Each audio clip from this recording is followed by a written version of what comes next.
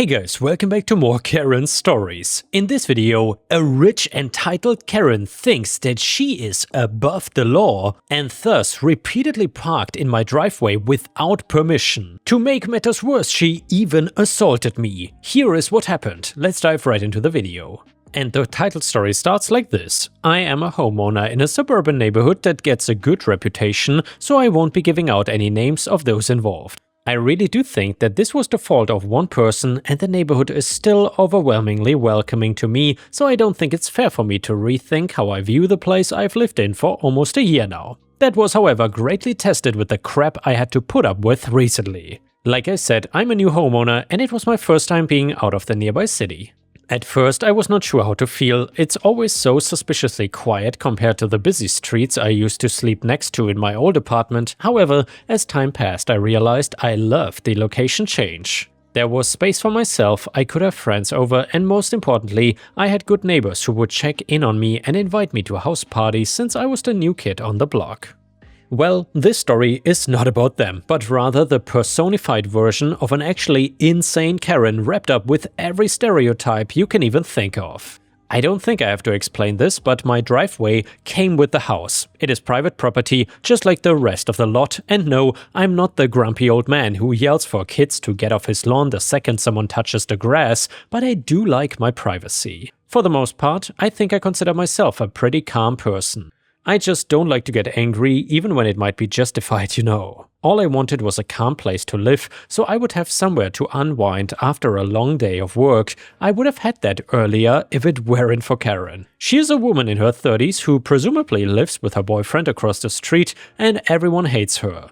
This Karen is snobby, does not know how to mind her own business, and from what I've heard from my neighbors, she has a history of stirring up problems that could be avoided if she was just a better person. I was not looking forward to meeting her and assumed I would not have to, but that changed when I came home after work one evening to see her SUV parked in my driveway. At first I thought I was just blanking. Maybe I called someone over and just forgot. Maybe someone just got confused. I was not sure.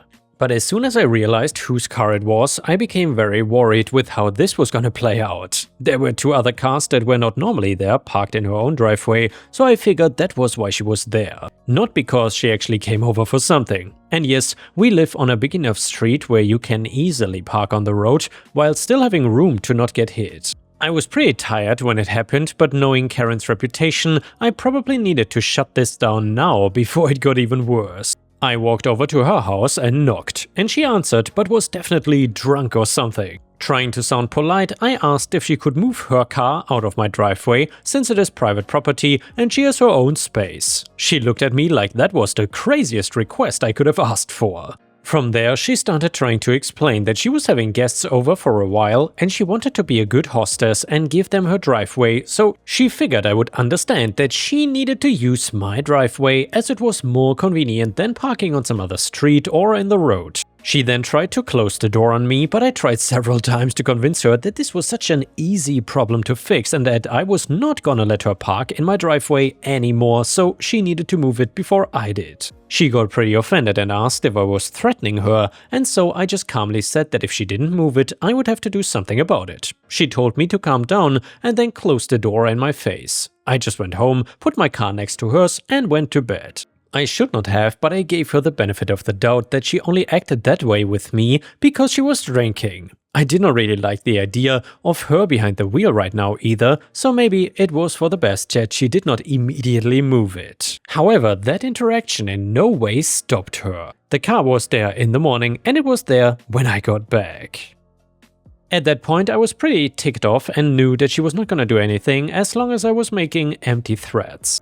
I walked over to her house again, she answered, and I asked why her car was still in my driveway. She asked if I was stupid and reminded me that she was having guests over, so it was my responsibility as a neighbor to make room for them. I told her that had nothing to do with me and that if she did not move it by tomorrow, I was gonna have it towed. She dismissed me, but this time seemed like she was gonna give in and said that she will look into it before closing the door again.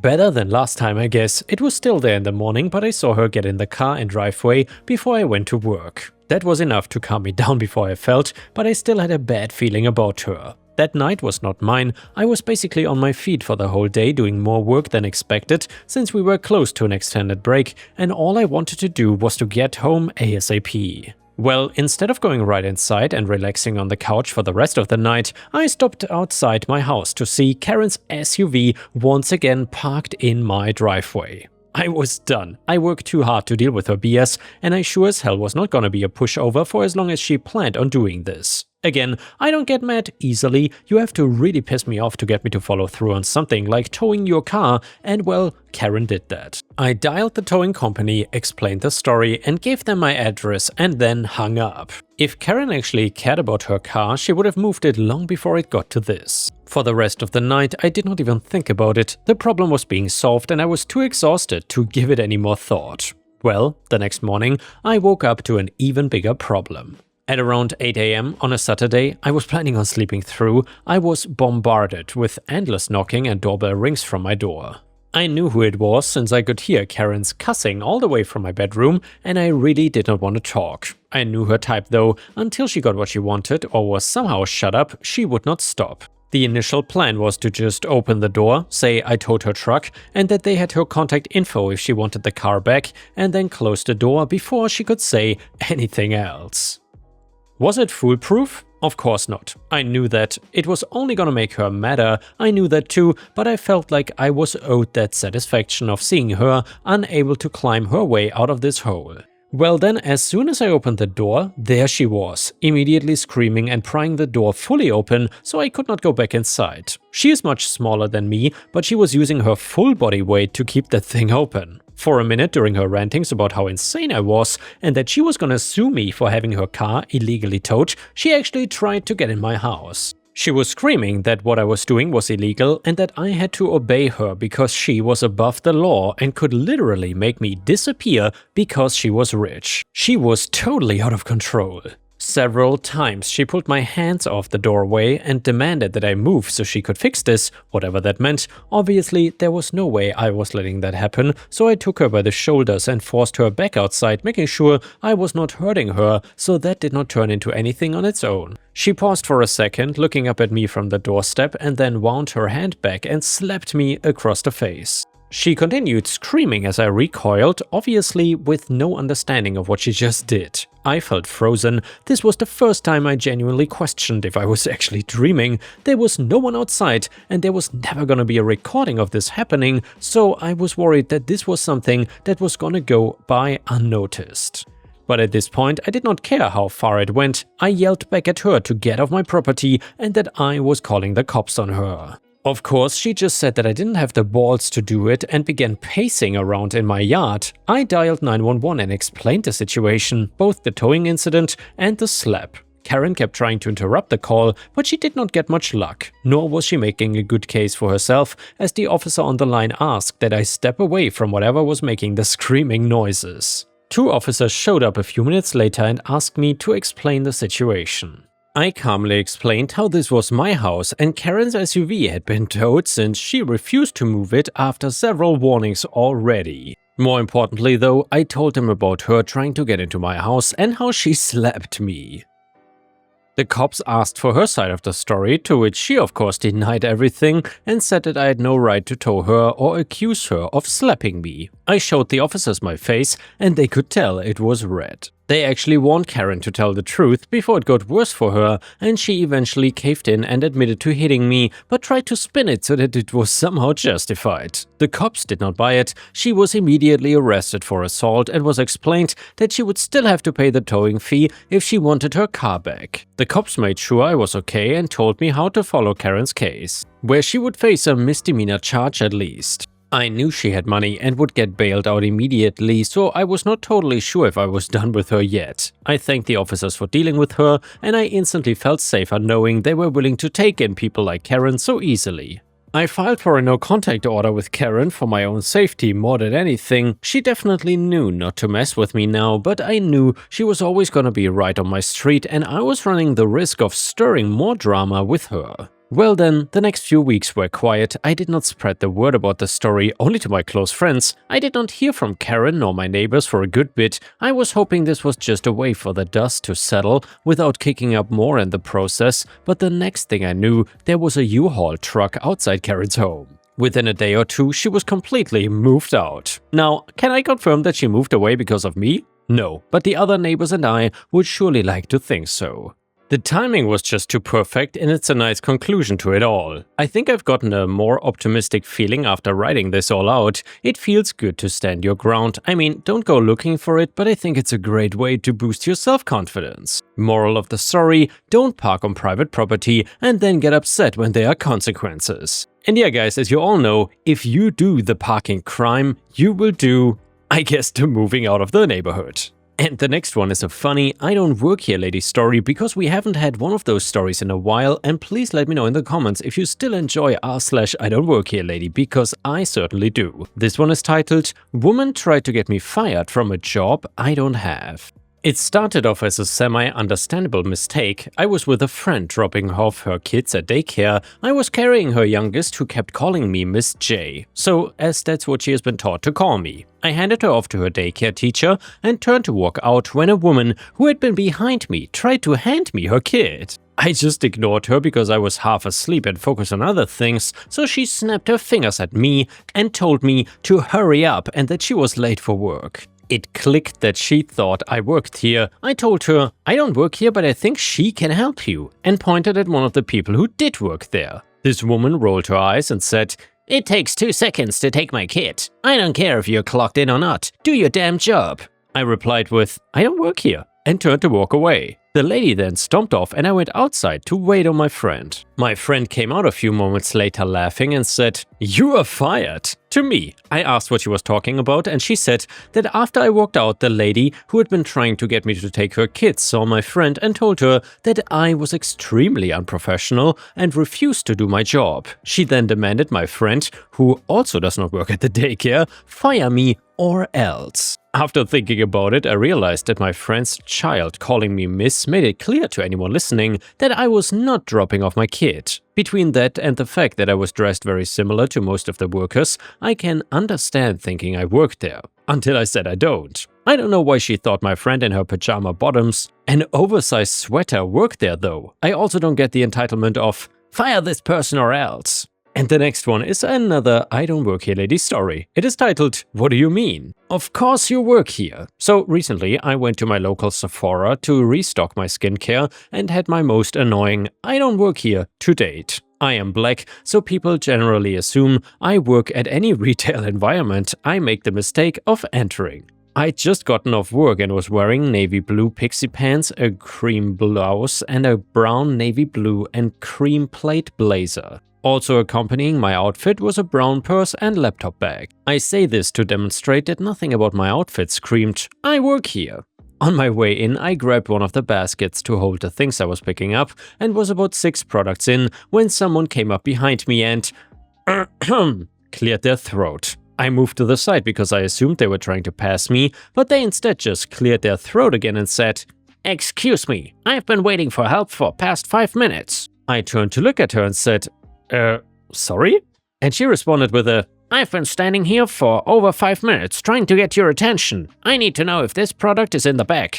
There's none on the shelf." I told her I don't work for Sephora, nor have I ever worked for Sephora, and she responded with, "What do you mean? Of course you do. What are you doing here if you don't work here?" I asked her what about how I was dressed made her think I worked there, and what I was doing here was shopping with the money I make from the job I've gotten that I got with my fancy schmancy college degree. She blinked at me a couple times and then asked me if I can go find an employee to help her. I just walked away. The next one is the title story, and it is titled, Toxic Family Wants to Take My Mountain House and Give It to My Sister Despite Kicking Me Out When I Was a Child. I never thought I would see the day when my own family would try to steal my home from me, but then again, I suppose I shouldn't have been surprised. They had already taken so much from me over the years, my childhood, my sense of self-worth and any semblance of a normal family life. Why not go for my house too, right? Well, let me back up a bit and give you some context. My name is Alex and I'm 32 years old. I grew up in a dysfunctional household with parents who clearly favored my younger sister Megan. While she could do no wrong in their eyes, I was constantly criticized, belittled and made to feel worthless. Nothing I did was ever good enough. The final straw came when I was 16. After yet another screaming match with my dad over my so-called attitude problem and mediocre grades, he kicked me out of the house. Just like that, a teenager alone on the streets with nothing but a hastily packed backpack. My mom and sister stood by silently as he slammed the door in my face. Those first few months were brutal. I couch surfed with friends when I could, stayed in shelters when I couldn't.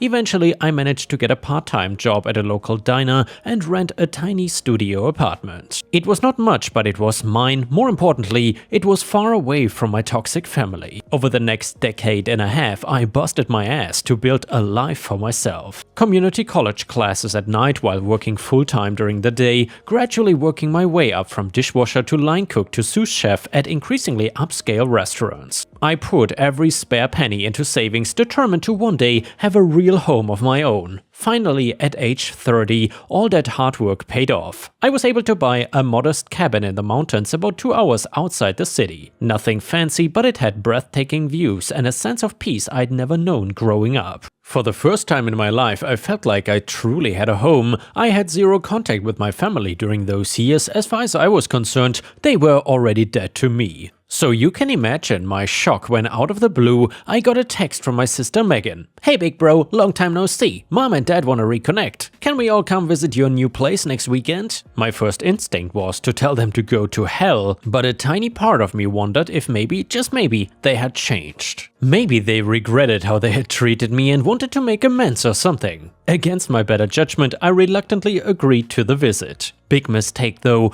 the moment they pulled up in their shiny new SUV, I knew this was not gonna go well. My dad barely looked at me as he blustered past into the house. My mom gave me a limp hug, muttering, "Oh, it's rustic." As she glanced around disapprovingly, Megan just smirked and tossed her designer purse on my couch like she owned the place. So, my dad finally acknowledged me. "This is what you've been up to all these years? Living like a hermit in the woods?" I bristled. "I've built a good life for myself. I'm the head chef at..." He waved his hand dismissively. Yes, cooking. Well, I suppose it's an honest trade, though hardly what we had hoped for you." My mom chimed in. "We always thought you would follow in your father's footsteps and go into finance. Such a shame you never lived up to your potential." I gritted my teeth, reminding myself that engaging would only make things worse. Would anyone like some coffee? As I busied myself in the kitchen, I overheard snippets of their conversation in the living room. "Really, it's a lovely spot. Shame it's being wasted. Could be worth a fortune with the right renovations. Always did have more business sense." A knot formed in my stomach. What were they up to? When I returned with the coffee, my dad got right to the point. "Alex, we've been talking and we have a proposition for you. How would you like to sell this place to us?" I blinked in surprise. "Sell it to you? Why would I do that? This is my home." He leaned forward, all faux concern. "Son, let's be realistic. You're not exactly equipped to maintain a property like this. It needs a lot of work. Work that costs money. Money you don't have." "I'm doing just fine," I said stiffly. "I have savings and..." My mom interrupted. "Sweetheart, we're just trying to help. We could take this burden off your hands, give you a fresh start somewhere more suitable." The subtext was clear, somewhere out of sight where I would not embarrass them. "Thanks, but I'm happy here," I said firmly. "I'm not interested in selling either." And that is when Megan piped up. "Come on, Alex, don't be selfish. Think of what this place could be with some real investment. I could turn it into an amazing vacation rental business. You know, I've always had a knack for that kind of thing." I stared at her incredulously. "Selfish? I worked my ass off for years to afford this place. Why should I give it up just so you can play real estate mogul?" My dad's fake friendly demeanor vanished, his face hardened into the scowl I remembered all too well from childhood. "Now listen here, boy, we're trying to do you a favor. Lord knows you've been nothing but a disappointment to this family. The least you could do is step aside and let your sister make something of this property. She deserves it more than your sorry ass." I saw red. All the old anger and resentment came flooding back. "Get out," I said quietly. "Excuse me?" My mom gasped. I said, "Get out!" I shouted, jumping to my feet. "All of you, get the hell out of my house right now!" "How dare you speak to us that way?" my dad bellowed, "after everything we have done for you." I laughed bitterly. "Done for me? You kicked me out when I was 16. I've done everything for myself, no thanks to you. Now leave before I call the cops on you." They left in a huff, my dad muttering about ungrateful children and my mom dabbing at fake tears. Megan shot me a venomous look as she flounced out the door. "This is not over," she hissed. I slumped onto the couch, drained. What the hell just happened? After 15 years of no contact, they show up out of the blue, demanding I hand over my home? The audacity was staggering. I was also wondering how they found me, but since my Facebook profile and posts are public, I guess they must have seen that I posted about my new property here. I guess I should have also been more careful there. I still wrote every now and then with my sister though. Little did I know that was just the beginning. Over the next few months they launched an all-out campaign to try to force me out of my house. It started with incessant calls and texts alternating between guilt-tripping and threats, and when I blocked their numbers they started showing up unannounced. I came home from work one day to find my mom and sister on my porch. "We're not leaving until you agree to sell the property," Megan declared, arms crossed. I called the cops on them and had them removed for trespassing. That only seemed to fuel their termination even further though. Next came the legal threats. I received a certified letter from a lawyer claiming that since my parents had financially supported me as a minor,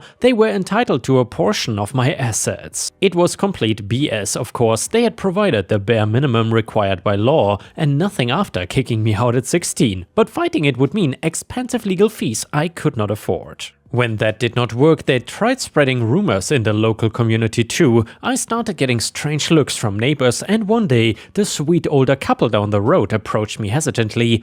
"Alex dear," Mrs. Johnson said gently, "we don't mean to pry, but is everything alright? We heard some concerning things from a woman claiming to be your mother." I sighed heavily. "Let me guess, she told you that I'm mentally unstable or something? That I'm squatting here illegally? That I'm a danger to myself and others?" Mr. Johnson nodded grimly. "Something along those lines, yeah." I spent the next hour setting the record straight, explaining the whole sordid history with my family. The Johnsons were horrified and promised to spread the word about what was really going on here, and just when I thought things could not get any worse, they did. I came home late one night after a long shift at the restaurant to find my front door ajar. Heart pounding, I cautiously entered to find my living room ransacked. Drawers pulled out, papers strewn everywhere. As I moved further into the house, I heard voices coming from my bedroom. I peered around the corner to see my parents and sister rifling through my closet and desk. "It's gotta be here somewhere," my dad muttered. "The deed financial paper is something we can use." "Oh, look at this," Megan exclaimed, pulling out a stack of cash from my sock drawer. That was my emergency fund, nearly $5,000 I'd been saving for years. I saw red. Without thinking, I stormed into the room. "What the hell do you think you're doing here?" They whirled around, faces pale with shock at being caught. For a moment, nobody moved, and then Megan bolted for the door, my money still clutched in her hands. "Oh no, you don't!" I lunged at her, managing to grab her arm. She shrieked and tried to wrench away. In the struggle, bills went flying everywhere. Suddenly, I felt a sharp pain in my back as my dad shoved me hard. I stumbled, losing my grip on Megan, and she took off running. I scrambled to my feet, ready to give chase, when my mom's shrill voice stopped me. "Don't you dare lay a hand on my daughter, you monster!" I looked at her in disbelief. "Are you kidding me? You break into my house, try to steal from me, and I am the monster?" My dad puffed up, trying to look intimidating. "Now you listen here, boy. We tried to do this the nice way, but you've left us no choice. This house rightfully belongs to our family. If you won't see reason, we will just have to take matters into our own hands." I pulled out my phone. "The only place you're going to is jail. I'm calling the cops." What happened next seemed to unfold in slow motion. My dad lunged at me too, trying to grab my phone. I dodged, but he managed to knock it from my hand. It skittered across the hardwood floor. As I dove for the phone, I saw my mom grab a heavy brass lamp from my bedside table. Time seemed to slow as I watched her raise it over her head, a crazed look in her eyes. "Mom, no!" I yelled, but it was too late. Pain exploded in my skull as the lamp connected. My vision went fuzzy, and the last thing I remembered before blacking out was my sister's voice saying, "Quick, grab anything valuable and let's go!" I'm not sure how long I was unconscious for. When I came to, my head was throbbing and there was blood matted in my hair. My house was eerily quiet and they were long gone, along with my emergency fund, laptop, and anything else of value they could really carry. Groggily, I managed to locate my phone and call 911. Within minutes, police and paramedics arrived as I was being checked for a concussion. I gave my statement to the officers and they seemed skeptical at first. It did sound pretty unbelievable. But the evidence backed up my story. Signs of forced entry, the ransacked house, my injuries. "Don't worry, sir, we will find them," one officer assured me. "Breaking and entering, assault, theft, they are looking at some serious charges." I nodded weakly, wincing at the movement. What the hell had my life become? The next few weeks were a blur of police interviews, insurance claims, and recovering from my injuries. Thankfully, the concussion was not severe, but I needed several stitches where the lamp had split my scalp. I had to take time off work, which meant losing income I could not afford to lose, and between the stolen cash and replacing my laptop, I was in a tight financial spot. But I was determined to not let my family win. The police managed to track them down fairly quickly. Apparently, they had used my credit card at a gas station a few towns over, which gave away their location. All three were arrested without incident. I got a call from a detective handling the case. "Mr. Stevens, we have apprehended the suspects. We will need you to come in and formally press charges on them." I hesitated for a split second. Despite everything, some small part of me still struggled with the idea of sending my family to jail or something. But then I thought of everything they had put me through, not just recently, but my entire life. The constant belittling, the emotional abuse, kicking me out as a teenager. And now this assault, theft, trying to steal my home, enough was enough. "I'll be right there," I told the detective firmly. Sitting in the police station formally pressing charges against my own parents and sister was one of the most surreal experiences of my life. But as I signed the paperwork, I felt a weight lift off my shoulders. For the first time, I was standing up to them, taking back control. The next few months were a whirlwind of legal proceedings. My family hired a hotshot lawyer who tried every trick in the book to get the charges against them dismissed, but the evidence was overwhelming. In the end, they all took plea deals to avoid a trial. My dad got 3 years for orchestrating the break-in and assault, my mom got 18 months for her role in the assault, and Megan got 12 months for theft and breaking and entering. It was strange seeing them led away in handcuffs, no longer larger-than-life tyrants, just sad, desperate people facing the consequences of their actions. As part of the plea deals, they were ordered to pay restitution for everything they had stolen, plus my medical bills and lost wages. They were also slapped with a permanent restraining order. Never again would they be allowed to set foot on my property or contact me in any way. In the end, justice was served, but it did not feel like a victory. Just a sad, messy end to a family that had been broken for a very long time. The months that followed were difficult as I tried to put my life back together. The attack left me jumpy and paranoid for a while. I installed a top-of-the-line security system and started seeing a therapist to work through the trauma, both recent and long buried. Slowly but surely, things got better. I threw myself into work, eventually being promoted to executive chef. I made some improvements to the house, finally feeling secure enough to really make it my own. Most importantly, I started opening up to other people, my co-workers, neighbors, even a few dating prospects. For the first time in my life, I was building real healthy relationships. Creating the family I'd always wanted but never had. Now, 2 years later, life is good. My house is truly a home filled with warmth and happiness instead of fear and resentment. I'm now in a loving relationship with an amazing woman who accepts me, baggage and all, and I'm finally at peace with my past. But I'll probably never fully understand why my family turned out the way they did, or why they felt entitled to take what was mine. But I've stopped letting that define me. Their choices are on them. I'm just grateful that I found the strength to break free and build a better life for myself. Sometimes I think about them sitting in their prison cells. I wonder if they've gained any insight or feel any remorse. Part of me hopes that maybe this was the wake-up call they needed to change, but I'm not holding my breath. All I know is that I am done being a victim. I stood up for myself, came out on top, and I am never looking back. My future is bright and it's mine to shape however I choose. No one will take that away from me ever again. And yeah, Ripe stars, I'm so happy for OP that in the end everything turned out well, that he is now in a nice relationship and his parents will never bother him again. And honestly, you cannot even call these people parents because they have abandoned him when he was essentially just a child, and now when he is successful they came back and tried to steal everything from him. Absolutely terrible people, and I feel so much empathy for OP.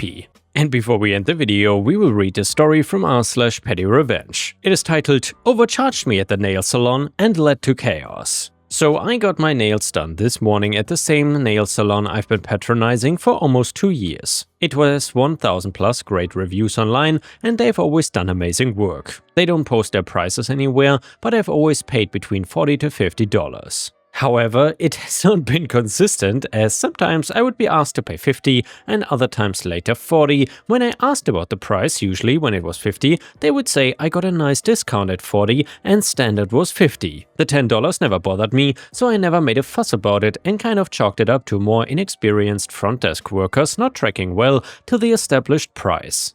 I also have gotten into the habit of asking the price before they start, but forgot to ask this AM because I was just getting my normal nails. Well, today I finished up my appointment and the front desk told me it was $70. I was surprised because I got them done last month and I'm pretty sure it was only $40. The lady said prices went up, which I felt should have been stated somewhere, but I know that businesses are nervous about the economy, so I understand a hike. I paid my bill and internally decided to find a new salon, not because they did anything wrong, but paying $70 for nails is not worth it for me, while there are cheaper places around. Given the quality, I will almost definitely decrease. After I paid, I realized I left something at my seat. I'd been quietly chatting with the lady sitting next to me during our appointments, and we were getting the exact same service in different colors. As I went to grab my bag, I couldn't help but make a quiet comment to her that $70 for our nails is crazy. And yes, this was a complaint, but also wanted to warn her about what to expect. She immediately got agitated and asked her nail tech how it could be this much, because she had never paid more than $30 for the service. She looked like she was gonna cry and said she did not have $70 for the service today. Her nail tech quickly tried to do damage control and said that since she was such a loyal customer, her price would be $30. This did not calm her down though. She asked how long I'd been going there. I said 2 years and she said she'd been coming for less than a year. At this point, other customers at the busy salon started paying attention to what was going on, and a few, 7 to 8 other people, started sharing what they paid for their nails, and it ranged from $30 to $70. At this point, I had my bag and no reason to stay, but as I left, almost the whole salon was getting heated, with everyone realizing that they actually don't have a set price for their services and just charge as much as they can out of you. I will definitely be leaving a review, and something tells me that the others there will as well. And yeah guys, thank you for watching. I don't need you to leave a review, but I would appreciate a like. Thank you so much, and I will see you again tomorrow.